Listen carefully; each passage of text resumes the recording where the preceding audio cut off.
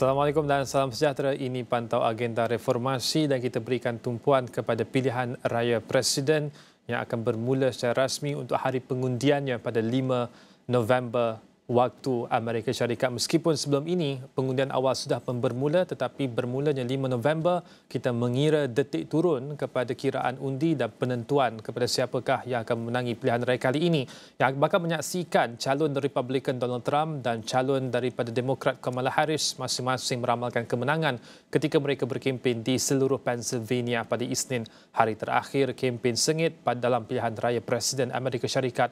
Kempen ini penuh dengan drama, termasuk 2 percubaan pembunuhan dan 1 sabitan kesalahan jenayah terhadap Trump serta peningkatan mendadak naib Presiden dari Parti Demokrat Harris sebagai calon utama selepas Presiden Joe Biden menarik diri daripada bertanding semula. Tijauan pendapat menunjukkan persaingan sangat sengit antara Trump dan Harris. Pemenang mungkin hanya akan diketahui beberapa hari selepas hari memilih sebenar pada Selasa, walaupun Trump menyatakan akan mencabar sebarang kekalahan seperti yang dilakukannya pada tahun 2020. Kedua-dua calon bertumpu di Pennsylvania untuk menggesa penyokong yang belum mengundi agar hadir secara fizikal pada hari pilihan raya. Pennsylvania menawarkan jumlah undian terbesar dalam undi Dewan Elektoral di antara 7 negeri medan pertempuran yang dijangka menentukan keputusan pilihan raya. Di Pittsburgh, Trump tampil di hadapan ribuan penyokong dalam sebuah arena menyampaikan mesej terakhir kepada pengundi sebelum hari memilih. Trump menyatakan bahawa mereka telah menunggu 4 tahun untuk momentum tersebut sambil melancarkan usaha kembali dalam pilihan raya 2024 selepas kekalahannya kepada Joe Biden pada 2020. Trump menekankan tema ekonomi dalam ucapannya di Pittsburgh dengan berkata Harris akan membawa malapetaka ekonomi jika dipilih. Beliau menegaskan bahawa undi untuknya akan membawa kepada keadaan harga barangan lebih rendah, gaji lebih tinggi, jalan raya yang lebih selamat, komuniti makmur dan masa depan yang lebih cerah. Di Allentown, Harris pula meramalkan kemenangan dan berjanji untuk menjadi presiden kepada semua rakyat Amerika. Harris kemudian bertemu pengundi di sebuah restoran dan mengadakan kempen dari pintu ke pintu. Katanya sehari sebelum pilihan raya, beliau hanya mahu menyampaikan harapan untuk mendapatkan undi mereka kepada Demokrat. Trump berkempen di Carolina Utara, Pennsylvania dan Michigan pada hari terakhir kempen yang padat acara dan dijadualkan kembali ke rumahnya di Palm Beach, Florida untuk mengundi serta menunggu keputusan pilihan raya. Harris pula mengatur 5 penghentian kempen di Pennsylvania termasuk di Reading dan Pittsburgh, 2 bandar yang turut dikunjungi Trump. Harris dijadualkan menutup kempen dengan perhimpunan di hadapan Muzium Seni Philadelphia bersama Lady Gaga, Ricky Martin dan Oprah Winfrey.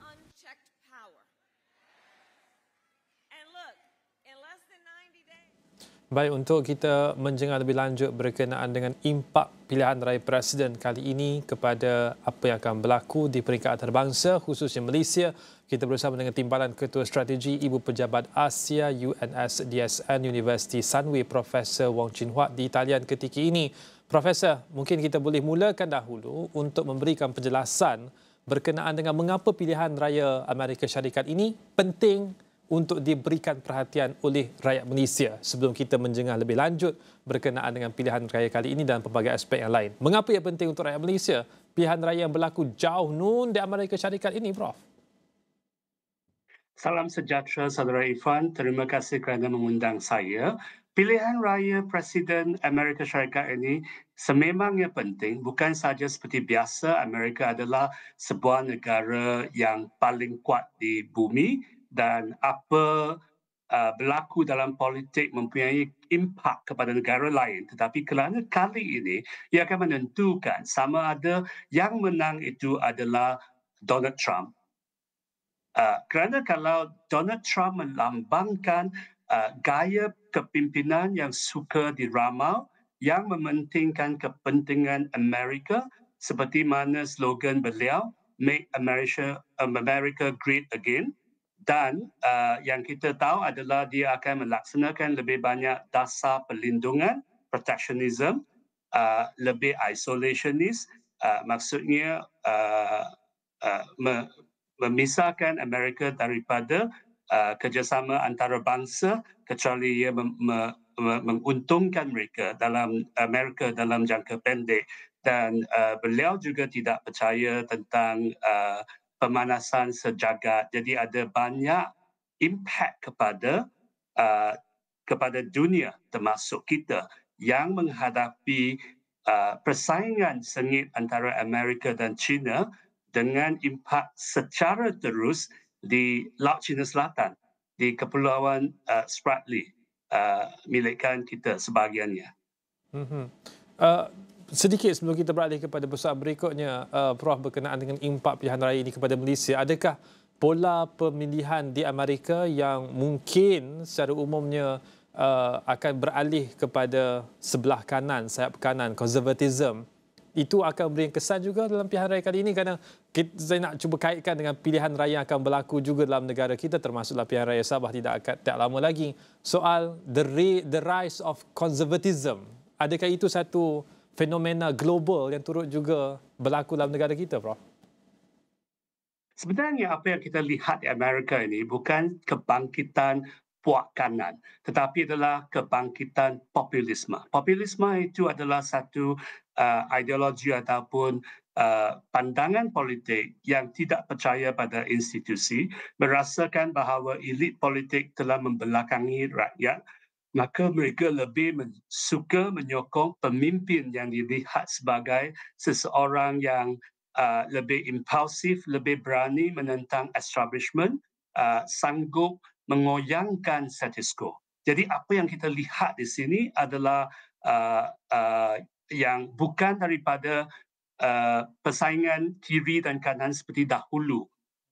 Sebab itu kita lihat salah seorang pemimpin Republican, Liz Cheney, anak perempuan kepada mantan presiden, timbalan presiden, naib presiden Cheney, keluar menyokong Kamala Harris untuk menggalakkan Donald Trump. Kerana Trump sebenarnya membelakangkan idea-idea kumpulan kanan yang standard seperti cara yang mematuhi peraturan dan sebagainya, dan Trump adalah seorang yang anti-establishment. Jadi itu yang kita lihat, dan balik kepada Malaysia, mungkinkah itu menjadi satu trend? Memangnya kita dapat lihat di seluruh dunia termasuk Malaysia, ada ramai yang rasa tidak percaya kepada sistem.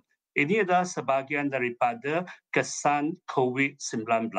Kerana masa itu ada ramai yang rasa mereka tidak dapat bantuan dan mereka rasa marah, dan wujudlah ketidakpercayaan kepada establishment, sistem yang sedia ada, dan juga menyebabkan teori-teori konspirasi sangat popular.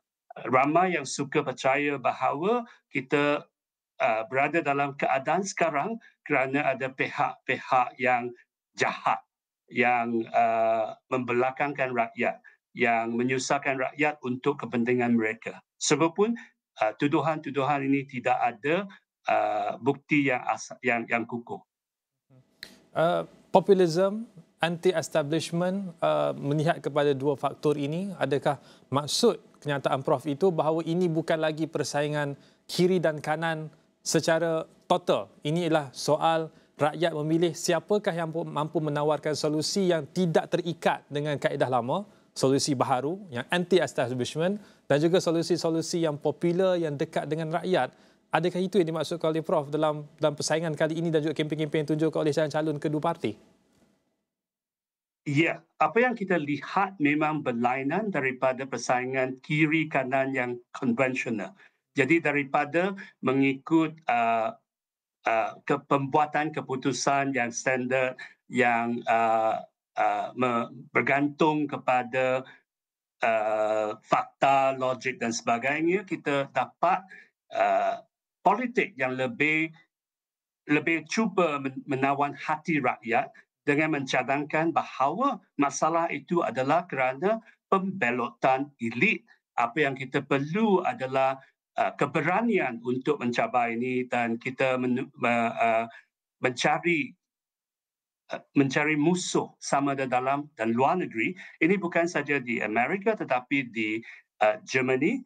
Kebelakangan ini ada dua pilihan raya negeri di mana kita dapat kemarahan kedua-dua parti populis daripada ultra kanan dan ultra kiri.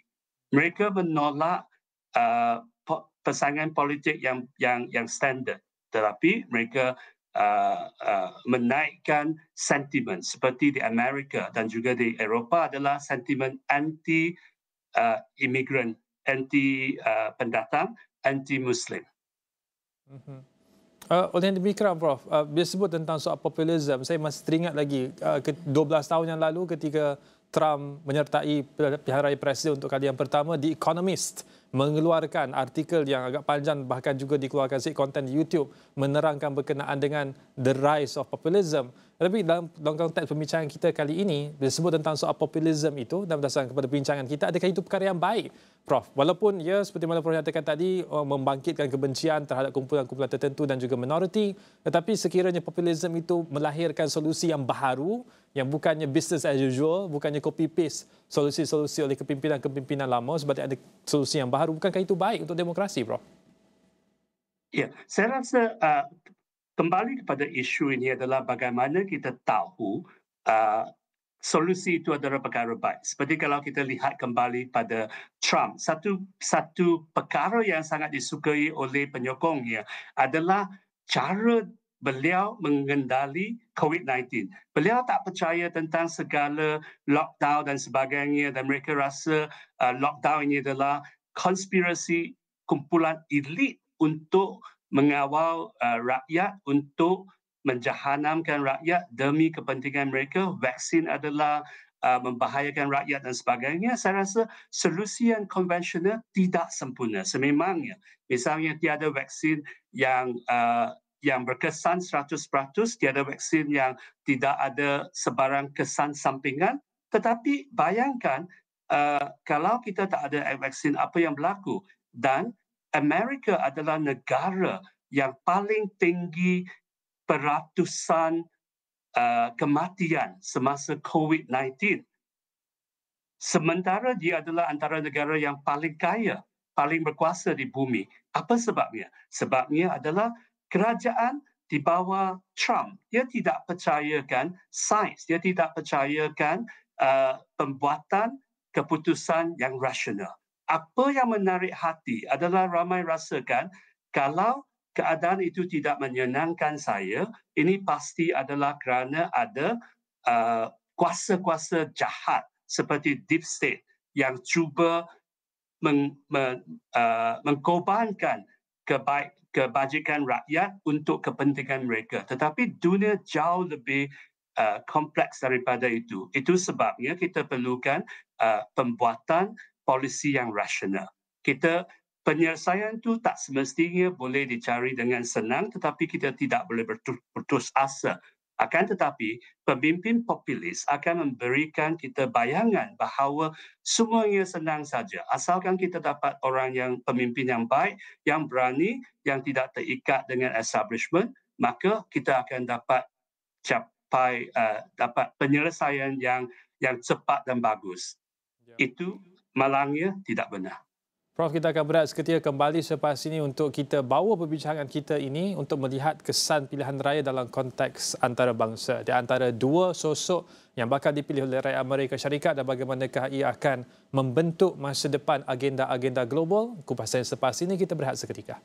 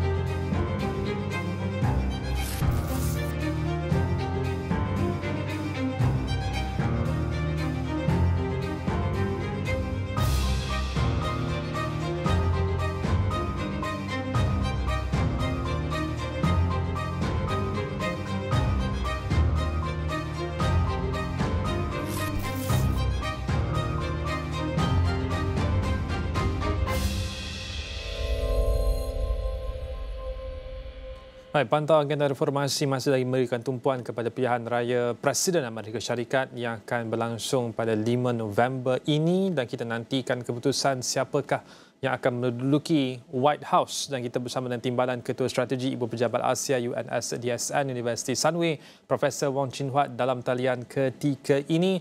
Prof, melihat kepada dua sosok Trump berdasarkan kepada kepimpinan beliau sebagai Presiden ke-44, kaedah penyelesaian konfliknya jelas. It must be done. Isu mesti diselesaikan apapun kosnya. Sebagai contoh, bila sebut tentang perang Rusia dan Ukraine, beliau kata dalam masa 24 jam boleh diselesaikan, tetapi kritik menyatakan bahawa at what cost? Adakah dengan kemenangan Rusia dan juga kekalahan Ukraine, tapi isu itu selesai, tapi akan memangsakan Ukraine sebagai contoh. Tapi melihat kepada kepimpinan Demokrat, sama ada Biden ataupun Harris, dalam menyelesaikan konflik, rundingan demi rundingan, tidak ada sebarang perkembangan yang drastik, mungkin ada sedikit perkembangan yang baik sedikit tetapi baik di atas kertas tetapi tidak ada penyelesaian yang tuntas. Jadi melihat kepada dua kepimpinan yang berbeza ini dan juga kemungkinan siapa pun yang akan menduduki White House, bagaimanakah Prof melihat kesannya kepada agenda-agenda global dan juga penyelesaian isu-isu krisis yang seketika ini berlaku di Asia Barat, di Rusia, Ukraine, bahkan juga di Laut Cina Selatan, Prof? Ya, saya rasakan Trump akan mengejar kepentingan jangka pendek untuk Amerika. Beliau berbangga dengan gaya kepimpinannya yang suka diramal. Dia rasakan itu adalah satu kelebihan taktikal kerana pihak lawan dalam perundingan tak tahu bagaimana untuk mengendali beliau daripada pemimpin konvensional yang ada pola pembuatan keputusan. Dan apa yang kita akan lihat kalau di dalam kes Ukraine, beliau pernah kata Eropah perlu keluarkan lebih banyak wang untuk pertahanan mereka, dan kalau mana-mana negara yang tidak sanggup meningkatkan perbelanjaan untuk pertahanan, maka Rusia dialu-alukan untuk menyerang mereka.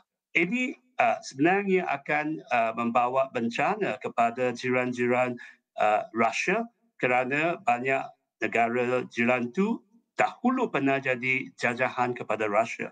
Tapi saya rasa kalau kita lihat berjangkau Eropah, masalahnya mungkin lebih besar. Kita mula dengan Timur Tengah. Sememangnya kita dapati polisi Presiden Biden yang selalu menyokong Israel, sungguh pun menyeru Israel untuk menahan diri itu membawa mudarat kepada Palestin dan Lebanon dan sebagainya kerana dia tidak berupaya untuk mengikat tangan Israel. Tapi saya rasa polisi Presiden Trump itu akan menjadi lebih berbahaya. Kita perlu ingat bahawa sebelum Trump, ibu kota Israel berada di Tel Aviv, bukan di Jerusalem.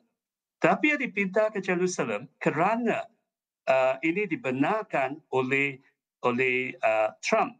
Dan Trump yang membawa Israel dengan negara-negara sekutu Arab Amerika Syarikat untuk merunding mencapai pendamaian tanpa mengambil kira Palestin. Jadi kalau Trump menang dalam kes ini, kita mungkin lihat penyelesaiannya yang lebih cepat tetapi atas kos yang lebih besar kepada orang Palestin. Sebaliknya, Kamala Harris dilihat sebagai puak kanan dalam Parti Demokrat. Sungguh pun beliau beranjak ke kedudukan yang lebih tengah dalam pilihan raya ini, tetapi dia dilihat bahawa selepas pilihan raya, sokongannya kepada Israel mungkin akan berubah. Apa yang kita tahu sekarang adalah Trump adalah kawan baik Netanyahu. Itu adalah fakta. Kembali sekarang kita kepada Laut Cina Selatan. Sememangnya Presiden Trump melihat China sebagai musuh utama dan nasionalismenya bersasarkan China. Tetapi ini mungkin hanya membawa ke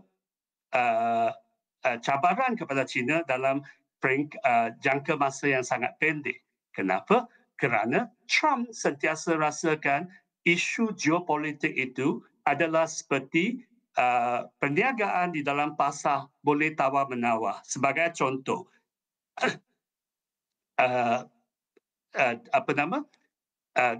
Camnya melihat bahawa Taiwan itu sebagai sangat penting kerana penghasilan chips untuk perkembangan teknologi seperti AI. Tetapi pada masa yang sama, Trump sanggup mengatakan bahawa Taiwan telah mencuri peluang pekerjaan di Amerika Syarikat dan sebagainya. Dalam kata lain, sekalipun untuk sekutu yang begitu bergantung kepada Trump seperti Taiwan, kepada Amerika seperti Taiwan, Trump sanggup mengeksploitasi kepentingan. Jadi kalau dalam keadaan begitu, kita tak dapat janji bahawa Amerika akan mengekalkan keseimbangan kuasa di Laut Cina Selatan. Sebagai contohnya, Filipina yang paling pro-Amerika mungkin mendapati dirinya kekurangan sokongan daripada Amerika. Dan apa yang bermaksud kepada kita adalah kedudukan kita di Laut Cina Selatan, tuntutan kita untuk keperluan Spratly itu akan menghadapi cabaran tekanan yang lebih besar. Jadi saya rasa daripada segi itu, kemenangan Trump tidak akan menguntungkan kita, sungguh pun dominasi dan hegemoni Amerika hari ini mempunyai banyak kemudaratan. Kemenangan Trump tidak akan memberikan keuntungan kepada kita, Prof. Kalau boleh saya nyatakan kenyataan yang sedikit berbeza. Sekiranya Trump menang dan juga mengambil sikap-sikap seperti yang Mana Prof nyatakan tadi, bukankah itu baik untuk kita kerana kita menjadi kuasa penengah, lebih ramai negara-negara yang akan lebih rapat dengan Malaysia untuk menggunakan pengaruh Malaysia bagi mendapatkan sokongan di peringkat antarabangsa. Seterusnya itu akan membuahkan hasil dalam konteks ekonomi dan juga pengaruh politik di peringkat antarabangsa. Kemenangan Trump ialah baik untuk Malaysia. Prof tidak setuju dengan nyataan itu? Saya rasa kita perlu lihat bahawa persaingan antara Amerika dan China itu yang menguntungkan kita. Kerana berlaku delinking dan ini akan berlaku tak kira siapa jadi presiden.